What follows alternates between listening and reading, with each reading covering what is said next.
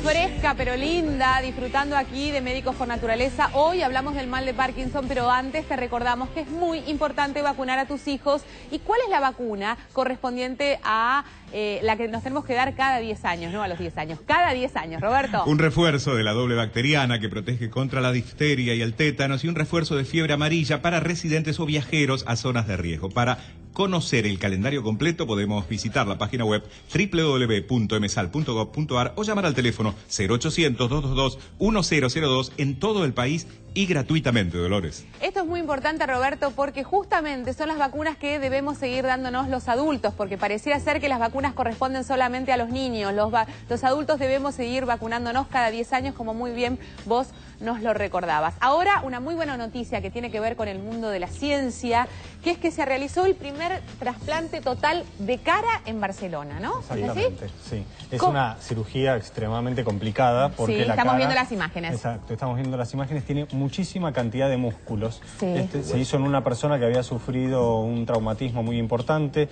Esto no le dejaba alimentarse bien, ni respirar bien, ni que hablar socialmente las limitaciones que tenía. Así que se hizo el primer trasplante total, donde participaron muchas disciplinas, ¿sí? Para poder insertar todos los tendones y músculos. Pensemos que hay músculos para mover los labios. Claro, para mover los labios, para mover los ojos, los párpados, todo lo que son los músculos faciales, los nervios. Así que es una ¿Se hizo con un tejido de una persona fallecida? Exactamente. Y se trasplantaron los huesos de la cara, los huesos de acá, los huesos, los maxilares, por el ejemplo, superior. ¿Y cuántos médicos como se 30 trabajan? profesionales. 30 profesionales. Durante casi un día entero, 22 horas. Y esta persona va a poder, digamos, utilizar todos los músculos tal cual vos lo... Tiene una rehabilitación de más o menos 2 meses, ¿sí? Y tiene que aprender a sonreír, desde sonreír, a comer, a tragar, a respirar bien. Importa mucho el aspecto psicológico cuando hablamos de un trasplante de cara, porque mucho se había hablado, ¿se acuerdan de esta paciente francesa que se le había hecho un trasplante parcial de cara, que definitivamente había estado durante muchísimos años a partir de un accidente, totalmente aislada en el mundo, con limitaciones físicas y sociales enormes, pero que también los médicos temían enormemente por el impacto que esto significaba, ¿no? Reconocerse con otra cara. Sí, igual acá lo que estaban diciendo es que le trataban de reconstruir facciones propias del paciente. Eso no es que se iba a levantar con otra cara, sino que iba a tener unas facciones propias. Por lo tanto, el impacto no iba a ser tan grande. Igualmente, pero lógicamente convengamos que para cualquier trasplante, en general, siempre hay una preparación psicológica del paciente previa, porque ya sea de cara o ya sea de riñón, tiene que haber una preparación importante psicológica para ver si la persona puede o no recibir un trasplante. Bueno, otra información del día que en realidad nos alarma, nos asusta, y por eso es tan importante recordarla, mencionarla y saber que existen cosas que nosotros podemos hacer en nuestra vida cotidiana para evitar tenerlas. Estamos hablando del famoso ACV, de los accidentes cerebrovasculares, que la semana pasada hablábamos a partir de lo que sucedió también al vicegobernador de la provincia de Buenos Aires, a Balestrini, que todavía lamentablemente sigue internado en un estado grave, reservado. Pero cada 4 minutos se produce un accidente cerebrovascular en una persona. Exactamente, porque lo que ocurre con esto es que casi la mitad de los accidentes cerebrovasculares están vinculados a la hipertensión arterial y a los picos de hipertensión arterial. Pero más de la mitad de los hipertensos no saben que son hipertensos. Por lo tanto, siendo la hipertensión una enfermedad silenciosa, una enfermedad que no da síntomas, de repente muchas veces debuta el diagnóstico de la hipertensión a través de un accidente cerebrovascular. Claro. Entonces, es muy importante esto porque el accidente cerebrovascular es algo que da mucha limitación, mucha morbilidad. Significa que la persona puede quedar invalidada en forma importante por un accidente cerebrovascular. Por lo tanto, es importante, el doctor Stoll, a quien tuve, el médico argentino neurólogo, a quien tengo la oportunidad de conocer, él dice, la palabra accidente no sería buena, porque accidente habla más de lo inevitable. Sí, en realidad lo podemos evitar. Exactamente, entonces es muy importante el tema de controlar la presión arterial, hacer el diagnóstico para tratarla y evitar tener un evento cerebrovascular. Bueno, volvemos a nuestro tema central del día, que tiene que ver con la enfermedad, con el mal de Parkinson, y la pregunta era, ¿existen métodos para hacer un diagnóstico precoz? Esto nos decía un especialista. En la enfermedad de Parkinson, muchas veces, como no hay un marcador biológico, lo que nosotros llamamos, por ejemplo, análisis de sangre, estudios de imágenes que nos diga que tiene el diagnóstico de la enfermedad, el diagnóstico se va a basar sobre todo en lo que es el interrogatorio muy completo de los pacientes y un examen exhaustivo neurológico, ¿sí?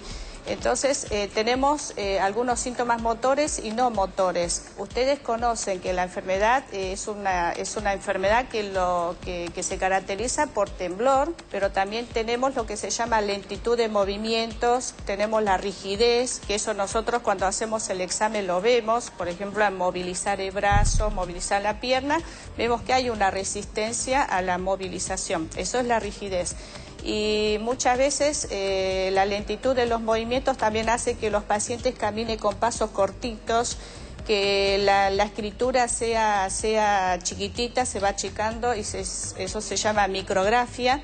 Y también la expresión de la cara va cambiando y nosotros llamamos la facie de amimia o la facie de póker, que comúnmente se le dice. Es una facie inexpresiva, parpadea poco, es una cara rígida. Otras veces los síntomas pueden ser, por ejemplo, no motores como la depresión, falta de olfato o a veces dolor en el brazo, y eso hace que se tarde un poco más el diagnóstico de la enfermedad porque van al traumatólogo o van a otras especialidades que tal vez no sea lo indicado en realidad. Pero bueno, el paciente cree que tiene un problema traumatológico por el dolor de brazo y van a traumatólogo y hacen kinesiología, hacen rehabilitaciones kinésicas y como ve que no mejora o que se le va agregando más sintomatología, entonces ahí, bueno, uno sospecha que puede haber algún otro problema y ahí consulta al neurólogo y ahí puede llegar a haber una demora de meses o hasta a veces un año en hacer el diagnóstico de certeza, ¿no? Siempre se conoció como una enfermedad de gente mayor, pero hoy día hay un 10% de pacientes que tienen menos de 40 años y menos 50 y 40 años, incluso hay pacientes que tienen 30 años y empiezan la enfermedad. Esto nosotros llamamos Parkinson juvenil y se ve en el 10% de los pacientes con esta enfermedad. Se cree que hay muchos factores ambientales y genéticos, sobre todo, para que esta gente así, en edad tan precoz, comience con la enfermedad. Bueno, la doctora clarísima, y nos quedamos con algunos síntomas y algunas preguntas, ¿no? El Parkinson también no solamente afecta a nuestra movilidad, sí. Y Guido ahora va a hablar específicamente de ciertas cosas y ciertas limitaciones que, como decíamos antes de irnos a la pausa, es importante acompañar y poder saber estar al lado de una persona que está viviendo esta situación. También afecta el habla. Exactamente, o sea, puede afectar mucho los músculos del cuerpo. Sí. Habitualmente lo que afecta son los músculos de la coordinación y los músculos de trabajo fino, sí. Y también músculos más importantes. Pero el temblor habitualmente es importante entender lo que es de reposo. No es que el temblor cuando uno mueve, habitualmente el temblor es de reposo. La persona está en reposo y se mueve. Claro. Y tiene lo que se llama, pareciera que contara monedas con la mano. Otra cosa importante que vamos a ver, que por ejemplo ayudamos a levantar a una persona y el brazo, o le queremos estirar el brazo, y el brazo no va a ser un movimiento simple. Va a estar rígido e incluso puede estar, como se llama, en rueda dentada, que va a ser tac, tac, tac, tac, tac, tac, tac, claro. Como si fuera una rueda dentada. O sea que esto limita las cosas más sencillas y más cotidianas de la vida, como por ejemplo cepillarse los dientes, como por ejemplo alimentarse, como por ejemplo abrir la puerta de la casa, como por ejemplo limitar en el manejo, personas que no pueden manejar. Por supuesto. Entonces, ¿cómo se acompaña a un paciente? ¿Cómo se acompaña? Bueno, lo importante acá es que hay dos cosas que hay que hacer, que tener en cuenta. Primero, que la persona que lo va a acompañar no tiene que sentirse el curador de la otra, porque no lo va a poder curar. Tiene que asumir que lo va a acompañar y que la otra persona puede ir teniendo o no un deterioro progresivo dependiendo de la severidad de la enfermedad. Y la otra cosa que puede pasar es que hay que ayudarlo desde el punto de vista motor y emocional también. ¿Por qué digo esto? Una de las cosas que puede pasar es y que siempre pasa es que las personas tienen limitación en los movimientos. Por lo tanto, le va a costar levantarse, va a tener la rigidez, no va a poder pararse fácilmente. Entonces, capaz que hay que ayudarlo a movilizarse, a levantarse de una silla, a levantarse del baño. Hay que despejar la casa para que no tenga jarrones y cosas... elementos pequeños que puedan... Tengamos en cuenta que las personas dan pasos cortitos y entonces el paso cortito hace que no pueda levantar bien el pie, entonces hay que sacar los felpudos, por ejemplo, o las alfombras, porque pueden tropezar con una alfombra, ¿de acuerdo? Eso es muy importante. Otra cosa que pasa con estas personas es que no tienen mucha expresión facial. Entonces, ¿qué ocurre? Si bien la depresión es algo que se ve asociado a esto, muchas veces no es que están deprimidos, sino que están con lo que se llama facies o cara de póker, que es, no tienen expresión, no tienen mímica, tienen amimia. Entonces uno puede pensar que no está sintiendo, que no está expresando, que no está queriendo. Y en realidad sí lo siento. Entonces hay que hablar y hay que preguntar y no hay que suponer lo que le está pasando al otro. Importante, comunicarnos y saber acompañar al otro y no pretender que esa situación se modifique. Exactamente. Hay muchos mensajes, vamos a escuchar los primeros. Jorge de Lobos pregunta si se puede prevenir o evitar el mal. La verdad que no, es algo que aparece, está... la prevención puede ser lo que tiene que ver con el diagnóstico precoz y evitar el desarrollo de la producción rápida a través de la medicación. Otro mensaje. Cecilia, de Capital Federal, dice, ¿desde qué edad puede aparecer el Parkinson? En general aparece a partir de los 50 o 60 años, pero hay casos muy raros, pero existen, en chicos. Esto se ve desde chicos chiquititos hasta adolescentes. E inclusive hablaba la doctora recién que hay un 10% de los pacientes que son adultos jóvenes, ¿no? Totalmente. Bueno, hablamos ahora de cuáles son los tratamientos farmacológicos y quirúrgicos para tratar esta enfermedad.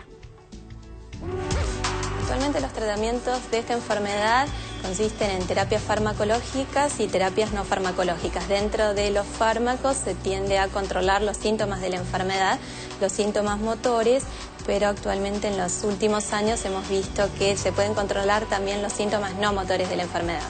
Cuando tenemos el diagnóstico de la enfermedad hay que iniciar el tratamiento para mejorar así la calidad de vida del paciente. Si bien hasta el momento todavía no se descubre una droga que sea neuroprotectora, eso quiere decir que detenga a la neurona a que no degenere y que pueda seguir produciendo la sustancia fundamental que es la dopamina, todavía no se llega a ese estado, pero los síntomas se pueden controlar.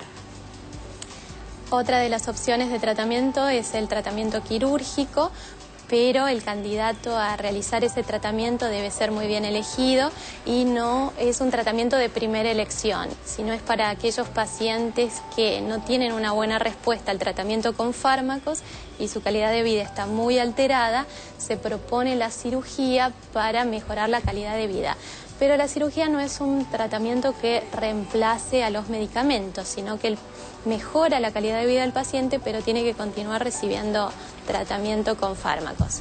La rehabilitación consiste en ayudar al paciente a que mejore su marcha, su postura, el equilibrio, que complemente el tratamiento farmacológico con terapias de estrategias de natación, de actividad física, clases de baile, tango, salsa, donde hay pacientes que tienen gran dificultad para caminar, para desplazarse, pero sin embargo el estímulo que propone la música, el estímulo visual y auditivo ayuda a la movilidad del paciente. Además es un estímulo muy importante social y mejora el ánimo. Si alguien nota algún síntoma de esta enfermedad, se acerque a un médico especialista en esta enfermedad y sepa que tiene tratamiento y que siempre puede estar mejor.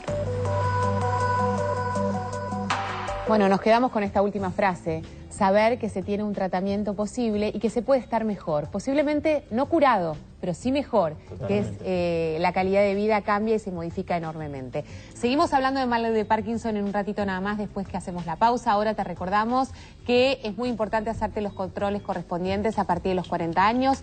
Una vez por año debes hacerte sí o sí una ecografía mamaria y una mamografía para poder controlar tus mamas y en caso de poder encontrar o que encuentren un pequeño tumor, la detección temprana de tumores hace que el tratamiento sea viable y que te puedas curar. Esto es muy, pero muy importante que lo tengas en cuenta. Y recordá, a partir de los 40 años, una vez por año, estos controles los tenés que hacer sí o sí. Son indoloros, no duelen, hay que hacerlos. Hacemos pausa, en un ratito nada más, seguimos respondiendo dudas, consultas respecto a esta enfermedad de la que muy poco conocemos en realidad, que afecta a tantas personas en nuestro país y que nos cambia el estilo de vida a tal punto que genera problemas en el seno familiar. Hablamos del mal de Parkinson en un ratito, no te vayas. ¿Sabías que el mal de Parkinson se presenta por la destrucción gradual de las células nerviosas de la parte del cerebro que controla el movimiento muscular y es un daño que empeora con el tiempo? Se desconoce la razón exacta por la cual las células del cerebro se desgastan. Este trastorno puede afectar a uno o a ambos lados del cuerpo con grados variables de pérdida de la función.